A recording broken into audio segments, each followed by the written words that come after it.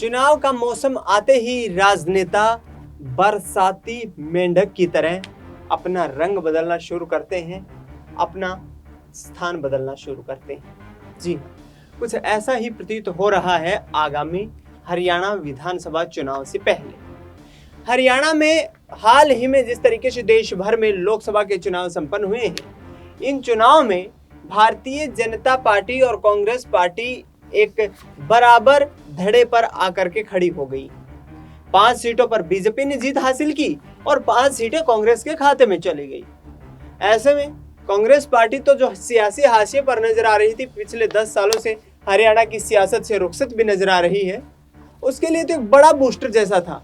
लेकिन भाजपा जो कि 2019 में 10 की 10 लोकसभा सीटें जीत करके आई थी, उनके लिए ये आघात पहुंचाने वाला नतीजा था, क्योंकि बीजेपी लगातार हिंदुत्व और तमाम ऐसे मुद्दों को लेकर के राजनीति को साधने का प्रयास कर रही थी।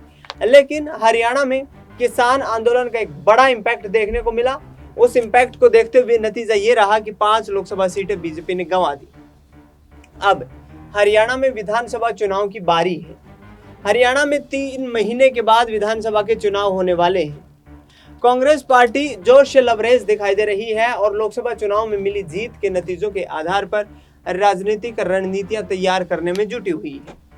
लेकिन इस बीच आपको बता दें कि हरियाणा की राजनीति में भारतीय जनता पार्टी ने एक नया यहां पर ट्रम्प कार्ड खेला है। वर्तमान में हरियाणा के मुख्यमंत्री नायब सिंह सैनी के चेहरे को ही यहां विधानसभा चुनाव के लिए प्रोजेक्ट कर दिया गया है। केंद्रीय गृह मंत्री अमित शाह हरियाणा पहुंचते हैं। पंचकुला में हरियाणा प्रदेश बीजेपी संगठन इकाई की प्रदेश कार्यकारिणी की बैठक होती है। उस प्रदेश कार्यकारिणी की बैठक में अमित शाह खुद ही ऐलान करते हैं कि हरियाणा में आने वाले वक्त में होने वाले लोक विधानसभा चुनाव में हम नायब सिंह सैनी के चेहरे पर ही दांव लगाने जा रहे हैं। जी हाँ, वो नायब सिंह सैनी जिनको महज 3 महीने पहले हरियाणा का मुख्यमंत्री बनाया गया था। नायब सैनी को मुख्यमंत्री बनाए जाने के पीछे का सबसे बड़ा कारण यह था कि ओबीसी वोट बैंक को साधना और इसके साथ साथ नॉन जाट चेहरे को प्रोजेक्ट करना।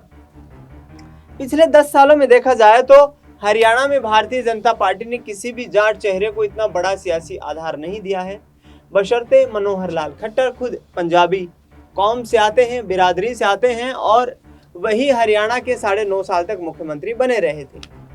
लेकिन अब हरियाणा में जिस तरीके से सियासी फिजाएं बदलती हुई नजर आ रही हैं, दुष्यंत सिंह चौटाला बीजेपी के खिलाफ खुल करके प्रचार करते हुए नजर आ रही हैं। उनकी तरफ से कहना है कि जिस तरीके से यहाँ राजनीतिक गतिविधियां तैयार की बीजेपी ने, हरियाणा की राजनीति को साधने के लिए हमें सत्ता से दूर करने का काम किया और हमारे साथ धोखा किया गया।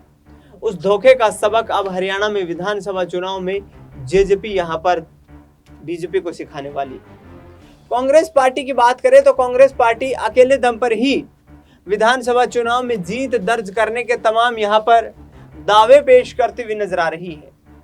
भारतीय जनता पार्टी की नीतियों की मुखालफत करते हुए दीपेंद्र सिंह हुड्डा, भूपेंद्र हुड्डा, उनके साथ साथ बात कर ली जाए तो यहाँ पर चौधरी देवान सिंह, जो कि ऐसे में हरियाणा में भारतीय जनता पार्टी लगातार जो कि विपक्ष के हाशिए पर नजर आ रही है, विपक्ष के निशाने पर नजर आ रही है और विपक्ष ये आरोप लगाता हुआ दिखाई दे रहा है कि हरियाणा में यदि राजनीति को साधना है तो यहाँ पर जाट वोट बैंक काफी अहम हो जाता है।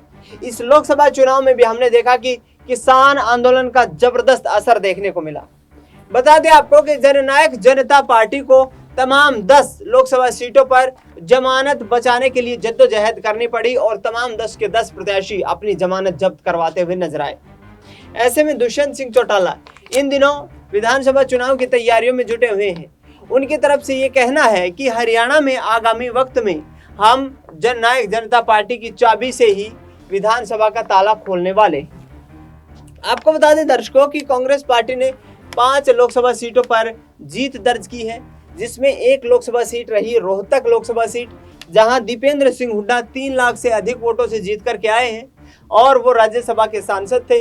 लिहाजा अब हरियाणा में एक राज्यसभा सीट पर भी चुनाव होने वाला है।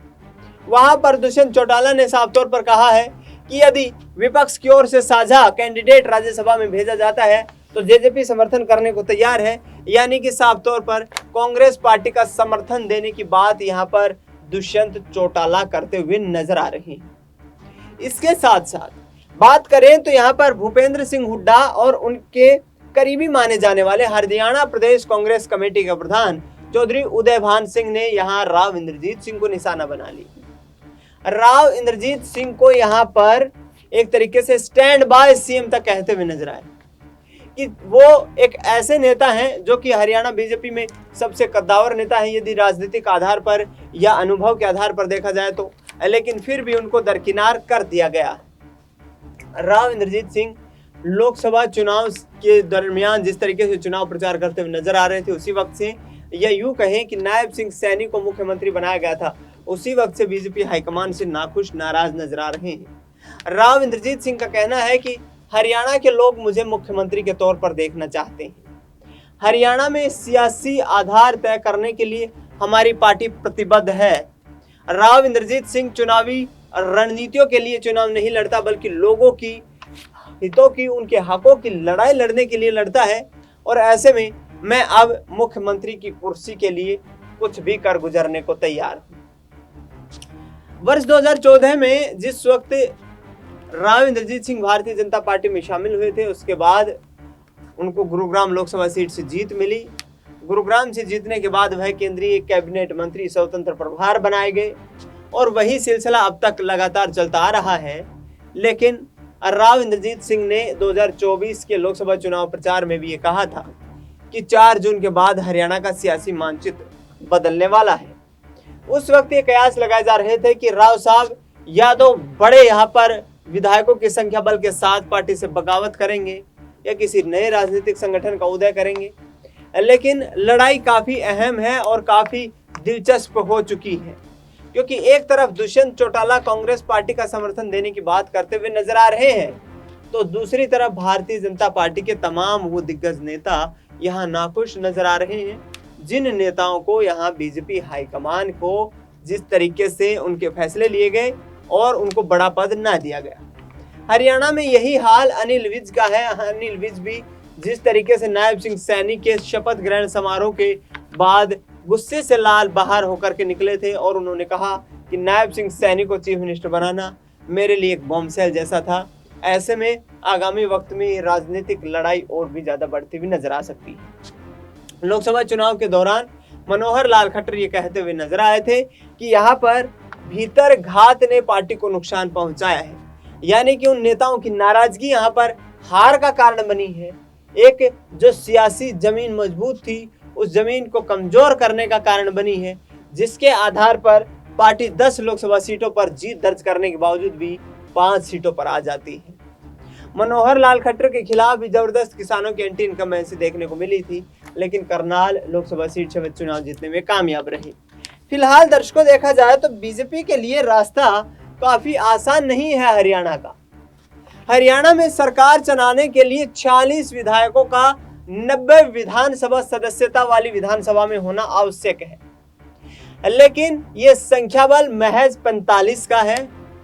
यह संख्या बल महज इस वक्त बीजेपी को बहुमत की तरफ ले जाता हुआ नजर नहीं आ रहा है, क्योंकि 45 विधायक तो विपक्ष के पास मौजूद है और इसके साथ साथ कई ऐसे विधायक, निर्दलीय विधायक जो कि छोड़कर चले गए, उनकी मौजूदगी वहां पर सरकार को मजबूत बना रही थी।